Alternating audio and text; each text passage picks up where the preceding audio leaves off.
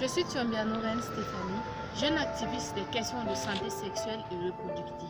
Je suis par ailleurs membre de l'association burkinabé pour le bien-être familial, association d'ailleurs qui a pour mission d'assurer le leadership dans la promotion des droits d'offres de services de qualité en santé sexuelle et reproductive pour l'épanouissement des populations en général et des groupes vulnérables en particulier. Je suis également secrétaire général du mouvement d'action des jeunes de la dite association.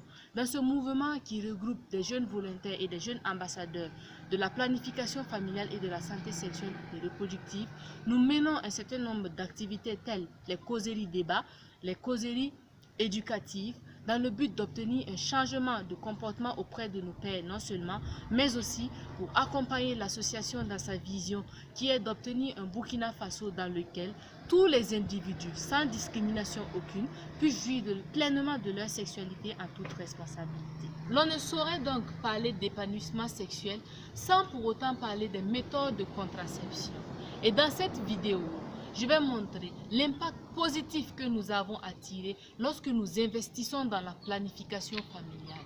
Et voyez-vous, dans une tribune coécrite par le feu Dr Babatunde Ozetimiwen, ex-directeur exécutif de l'UNFPA, et le Dr Chris Ilias, il est écrit que lors du sommet en 2012 à Londres sur la planification familiale, la communauté internationale s'est engagée à ce que 120 millions de femmes et de jeunes filles supplémentaires aient accès aux méthodes de contraception d'ici à 2020.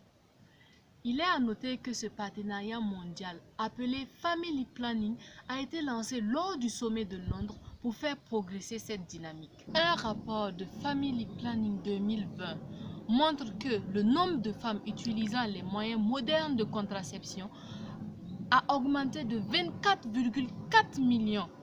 Et en 2014, l'accès aux méthodes de contraception a permis d'éviter 3 950 décès en Afrique de l'Ouest francophone. Ces chiffres montrent l'importance de l'investissement dans la planification familiale.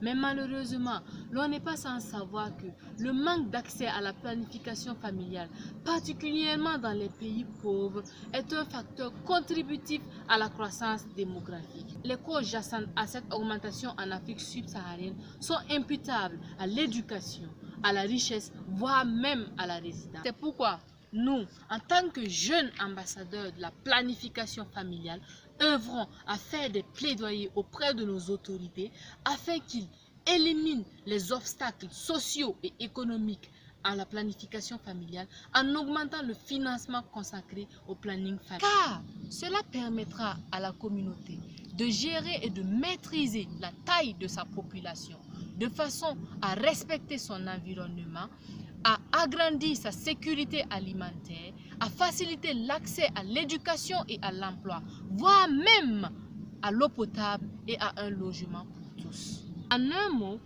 l'on n'a rien à perdre lorsqu'on investit dans la planification familiale, car cela signifie tout simplement maîtriser la taille de sa population pour sortir de la pauvreté, économiser les investissements pour un meilleur développement humain durable de la communauté.